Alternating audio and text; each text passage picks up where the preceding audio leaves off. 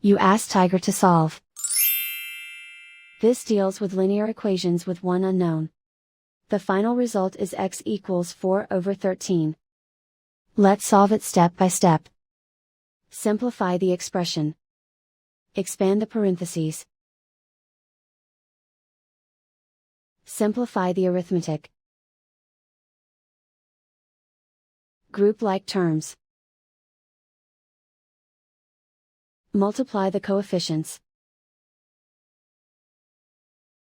Expand the parentheses. Multiply the coefficients. Simplify the arithmetic. Group all x terms on the left side of the equation. Subtract 10x from both sides. Group like terms. Simplify the arithmetic. Group like terms.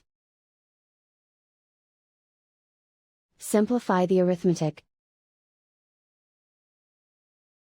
Group all constants on the right side of the equation. Subtract 9 from both sides.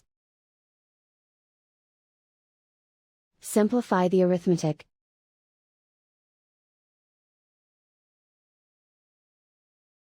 Isolate the x. Divide both sides by -13. Cancel out the negatives. Simplify the fraction. Cancel out the negatives.